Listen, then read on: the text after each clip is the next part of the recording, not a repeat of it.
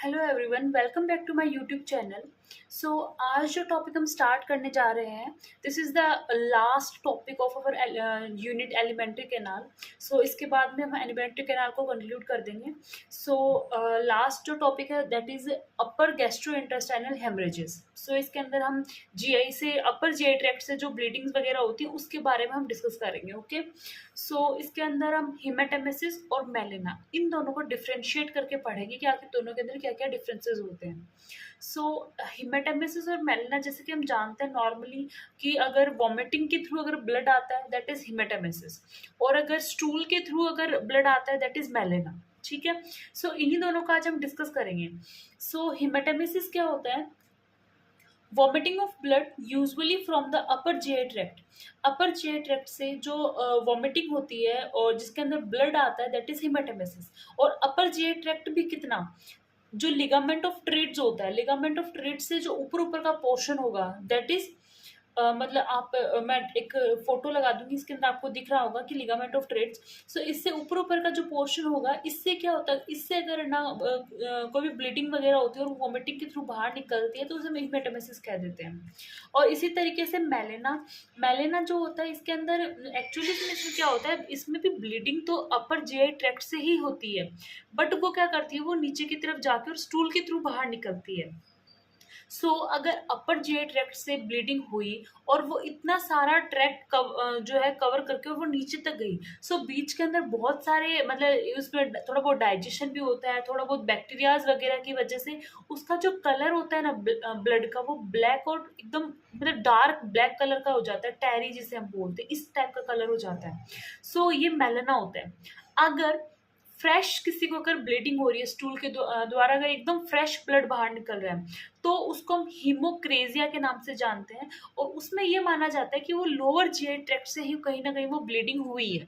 ठीक है, सो हम मेलेना को पढ़ते हैं कि passage of black tarry foul smelling stool due to digestion of blood within the GI tract. इसमें क्या होता है, जो ब्लड का कलर है वो ब्लैक होता है और टेरी होता है, साथ में स्टूल से बहुत ज्यादा स्मेल भी आती है, फाउल स्मेल देखने को मिलती है। ठीक है, यूजुअली तो ये बताया जाता है कि अपर जीआई ट्रैक्ट से ही ब्लीडिंग होती है, बट रेयरली ये स्मॉल बोवल से या फिर जो राइट साइड कॉलोन जो है उससे भी ब्लीडिंग देखने को मिल सकती है। ठीक है, उसके बाद में हम डिस्कस करेंगे इसका अपीयरेंस कैसा होता है ब्लड का। सो अपीयरेंस की अगर बात करें तो जैसे इसमें अपने बोला कि अपीयरेंस एकदम रेड कलर का ब्लड होगा, वोमिटिंग के थ्रू जो आएगा वो क्लोट्स भी हो सकते हैं, और साथ में वो ना कॉफी ग्राउंड कलर का भी ब्लड हो सकता है। ठीक है, बल्कि मेलेना में कैसा होगा, मेलेना में एकदम ब्लैक टारी और स्टिकी टाइप का होता है, फॉल स्मेलिंग आती है।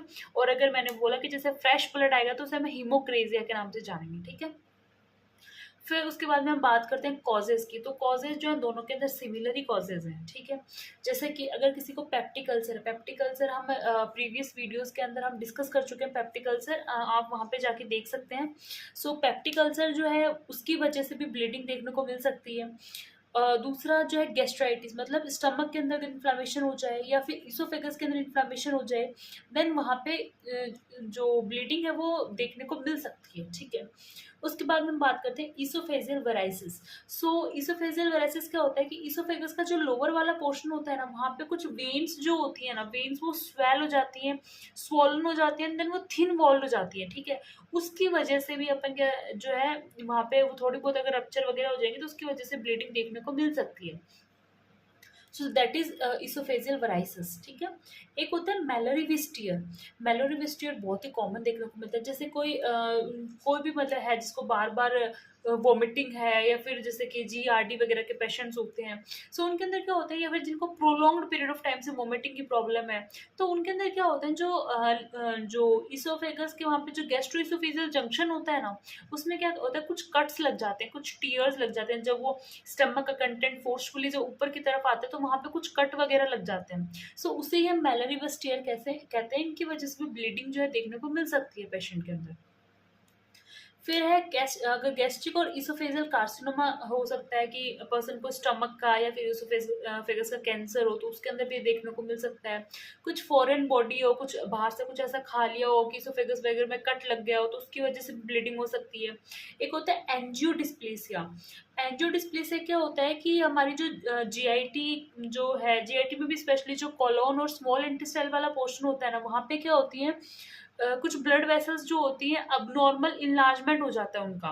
कुछ फ्रेजाइल ब्लड वेसल्स होते हैं जिनका अबनॉर्मल इनलार्ज हो जाती हैं, तो उसे हम एंजियोडिस्प्लेसिया कह देते हैं। ये जनरली कॉलोन और स्मॉल इंटेस्टाइन वाला वो स्मॉल इंटेस्टाइन तो है ही, और साथ में कॉलोन वाला जो पोर्शन होता है ना, वहाँ देखने को मिलता है। ठीक है, सो एंजियोडिस्प्लेसिया। फिर रहते हैं डायलोफोइज इरोजन्स। डायलोफोइज इरोजन्स क्या होते हैं कि जो हमारी स्टमक की जो वॉल्स हैं, स्टमक की वॉल के अंदर वहाँ पे कुछ जो आर्टरीज जो होती है ना, वो लार्ज होती है और टॉर्टुअस आर्टरीज हो जाती है, मतलब बहुत ज़्यादा जिगजग जिगजग टाइप की आर्टरीज हो जाती है। मोस्ट कॉमनली ये स्टमक की वॉल के अंदर ही देखने को मिलता है, और ये इरोड होती है और इनसे ब्लीडिंग देखने को मिलती है। ठीक है, सो वो है डायफ्लेज इरोजन। ये जनरली स्टमक की जो सब म्यूकोसा वाली वॉल होती है ना, लेयर, उसके अंदर देखने को मिलता है ये। उसके अलावा कुछ ड्रग्स भी हो सकते हैं, जैसे non steroidal anti inflammatory drugs हो सकते हैं, कुछ एंटीकोगुलेंट्स वगैरह हो सकते हैं। तो ये हमारे पास कुछ रीजंस, कुछ कॉजेज हैं जिनकी वजह से हिमेटेमेसिस या फिर मेलेना, मतलब अपर जीआई ट्रैक्ट में ब्लीडिंग हो सकती है। ठीक है, फिर हम बात करते हैं क्लिनिकल फीचर्स की। अगर क्लिनिकल फीचर्स की अगर मैं बात करूँ, तो जो जैसे वो ये कि ब्लीडिंग देखने को मिलेगी, ब्लीडिंग फ्रेश भी हो सकती है, कॉफी ग्राउंड भी हो सकती है, साथ में कुछ आपको नोजिया वगैरह जैसा हो सकता है, या फिर कुछ जो है चेस्ट के अंदर डिस्कम्फर्ट वगैरह फील हो सकता है, नोजिया हो सकता है, और साथ में कभी कभी ना को पेन वगैरह भी देखने को मिल सकता है। ठीक है, और सीवियर केसेस में अगर चलता रहे कि बहुत लंबे समय से चल रहा है, तो शॉक जैसी कंडीशन भी हो सकते हैं। बाकी अगर इनमें से कोई, अगर जैसे पेप्टिक अल्सर वगैरह है, तो इनके जो सिम्टम्स होंगे वो तो देखने को मिलेंगे। फिर उसी के साथ मेलेना की अगर बात करती हूँ, तो मेलेना के अंदर वो ब्लैक टेल स्टूल तो आएगा ही, उसके साथ साथ अगर बहुत लंबे समय से आ रहा है तो एनीमिया वगैरह के सिम्टम्स आ सकते हैं, जैसे कि पर्सन पैलोर हो जाएगा, उसको सांस लेने में तकलीफ होगी, डिस्निया हो जाएगा, फैटिगनेस आ जाएगी, थकान रहेगी शरीर के अंदर। ये कुछ सिम्टम्स आते हैं। उसके साथ आप जो अंडरलाइनिंग डिजीज है उनके सिम्टम्स आ सकते हैं, और सीवियर केसेस के अंदर शॉक जैसी कंडीशंस भी आ सकती हैं। ठीक है, फिर हम बात करते हैं इन्वेस्टिगेशन की। इन्वेस्टिगेशन की अगर बात करते हैं, सबसे पहले अपन को सीबीसी करवानी होती है। ठीक है, सीबीसी के अंदर में पता चलेगा कि एनीमिया जैसी कंडीशन वगैरह तो नहीं है, कोई इन्फेक्शन वगैरह तो नहीं है, या फिर कोई भी प्रॉब्लम है, जैसे गैस्ट्राइटिस वगैरह, इसोफेगाइटिस वगैरह बताया, तो इन्फ्लेमेशन वगैरह की कंडीशन, ये सब चीज़ें हमें फुल ब्लड काउंट जब हम करवाएंगे पेशेंट का, तो उसके अंदर में पता चल जाएगा। ठीक है, कोगुलेशन प्रोफाइल वगैरह चेक करवाएंगे, क्लोटिंग वगैरह सब कुछ, और renal function test, liver function test वगैरह पर पेशेंट के देखेंगे कि उनके अंदर तो कोई प्रॉब्लम नहीं है किडनी से रिलेटेड वगैरह। एंडोस्कोपी करवा सकते हैं पेशेंट की। अपर जे के लिए एंडोस्कोपी बहुत ही ज़्यादा यूजफुल है। अगर अपर जे में कोई प्रॉब्लम है तो आप एंडोस्कोपी के थ्रू देख सकते हैं, बट अगर लोअर जे प्रॉब्लम है देन आपको कोलोनोस्कोपी वगैरह करवानी पड़ती है। उसके साथ आप क्रॉस मैचिंग भी करवा के रखिए कि आगे अगर सीवियर केसेस आए, तो अगर पेशेंट को अगर ब्लड की ज़रूरत हो, ब्लड ट्रांसफ्यूजन की अगर रिक्वायरमेंट बनती है, तो उस टाइम पे आपके पास क्रॉस मैचिंग होना चाहिए। ठीक है, उसके साथ मैं अगर मैनेजमेंट की बात करती हूँ, तो मैनेजमेंट में तो वो ये कि आपको जो है अगर आईवी एक्सेस करना चाहिए, फ्लूइड्स वगैरह, और सीवियर केसेस के अंदर ब्लड ट्रांसफ्यूजन भी करना चाहिए, ताकि शॉक जैसे कंडीशन से प्रिवेंट किया जा सके पेशेंट को, इसलिए आईवी फ्लूइड्स वगैरह देंगे। और उसके वाइटल्स वगैरह जो है ना, उसको मॉनिटर करते रहना चाहिए कि सडन अगर बीपी लो जा रही है, फिर जो भी है, तो आपको पता होना चाहिए। ठीक है, यूरिन आउटपुट वगैरह देखते रहेंगे, ताकि अभी ब्लड प्रेशर वगैरह की प्रॉब्लम पेशेंट को ना आए, और साथ में जो भी अंडरलाइन कॉजेज वगैरह हैं उनको हम ट्रीट करेंगे। ये बहुत ही सिंपल सा हेमेटोमेसिस और मेलेना, आई होप आपको समझ में आ गया होगा। इसके साथ, इस टॉपिक के साथ आज हम जो है हमारा जो एलिमेंट्री ट्रैक्ट वाली जो यूनिट है, इसको हम कंक्लूड करते हैं। अब आगे से हम जो है लीवर वाला जो चैप्टर है वो हम यूनिट जो है वो हम स्टार्ट करेंगे। अगर आपको कोई भी क्वेरी है इस यूनिट से रिलेटेड, तो आप मुझे कमेंट सेक्शन के अंदर कमेंट कर सकते हैं। Thank you.